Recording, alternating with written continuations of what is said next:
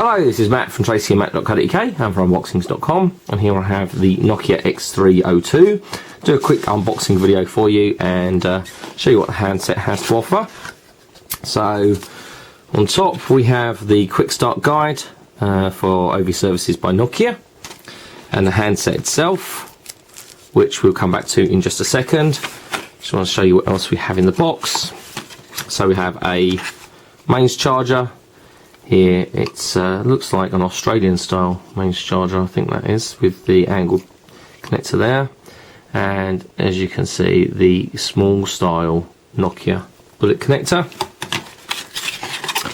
And then underneath, just moving the box out of the way, we have a wired headset.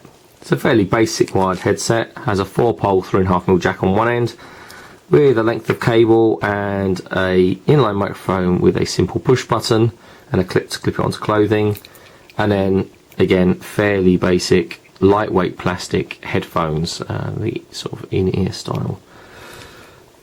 I'm sure you're going to want to use your own headphones rather than those.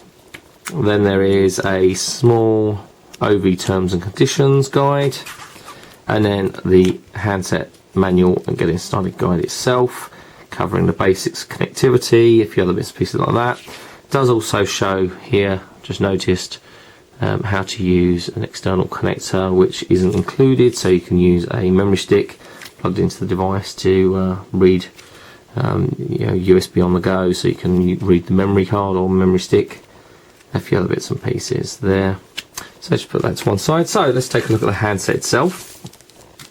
Immediately striking is that it is quite small, thin and extremely light in the hand.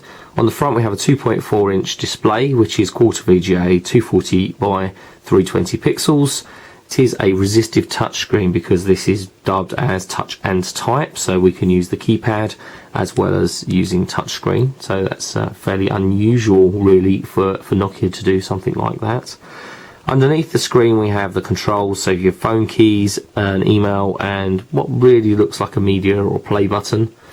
Numeric keypad, and it's 12 key, but an unusual arrangement, so it's 4 by 3 rather than the more normal 3 by 4, so it's wider than it is tall, which just means that I guess the handset can be that little bit smaller.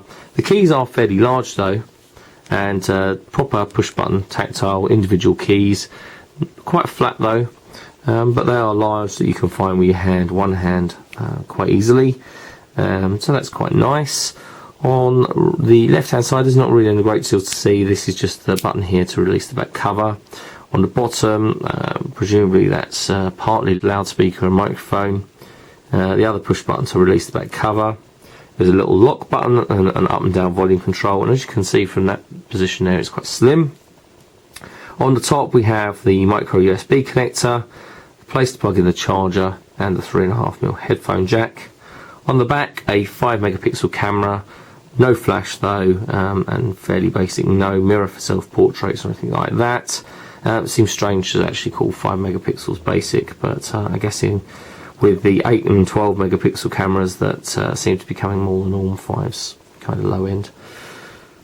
Push the buttons on either side to release the proper metal back cover, so nicely robust. We have the space for the micro SDHC memory card and the SIM card. Battery is obviously pre-installed here, as you can see, but normally that would be when you first get it shipped. It's not normally installed, but the battery there. And let's pop the back cover back on. That just clicks into place, and let's just power up. And while we wait for that to start, just run down specification. Quad band for GSM, dual band for HSDPA, 106mm from top to bottom, 48mm wide, and 9.6mm thick. That's why that does feel so slim and light. Only 77 grams, which is phenomenal really. It just feels really quite nice in the hand. Not normally what I would consider to be a handset that would be my cup of tea, but I can see that this would be I expect this to be very popular actually, just on the design. This is the silver and white version, as you can see here, but it's available in loads of different colours. So we'll accept the fact there's no SIM card using the touchscreen and the familiar Nokia startup. Don't know if you can make out there, the keys have actually illuminated, so blue underneath the numeric and white underneath the controls there. And we're really sort of into the startup. We've got the menu button here, brings up a very familiar style, 9 items here with your calendar, contacts, internet and applications.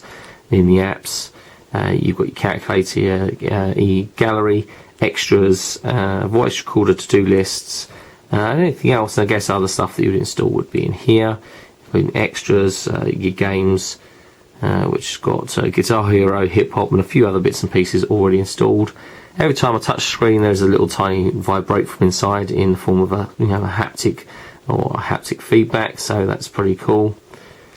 We come back out of there, pushing the button. So we've got Facebook there, the camera, probably I think that's chat.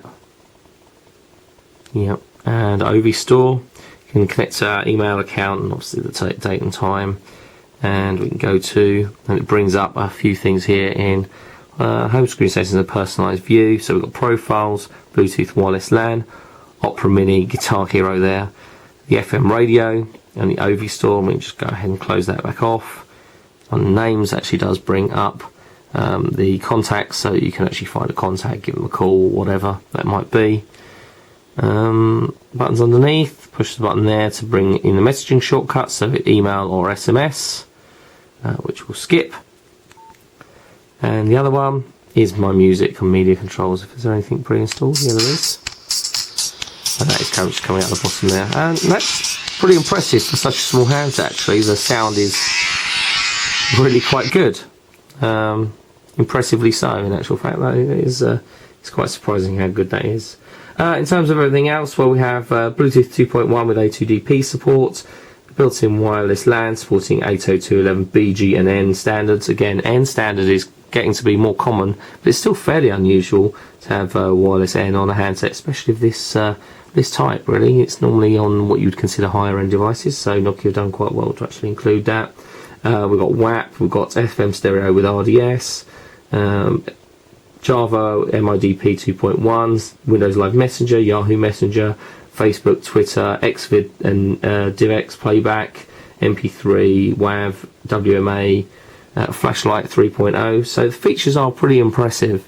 We'll have a full review for you over the next couple of weeks, and again I'm going to be using this alongside some of the other handsets we've got in for review, including the Nokia N8, and I'll do a full review for you, as I say, over the next few weeks.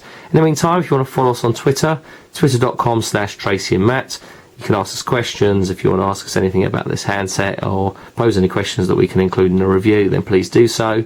Or on Facebook, facebook.com/tracyandmatt.co.uk. As I say, I'll be back soon with some more videos and reviews on tracyandmatt.co.uk. But for now, thanks for watching. Bitdefender is dedicated to protecting people's digital lives, so working with unboxings.com to help preview and review the latest technology is a perfect fit.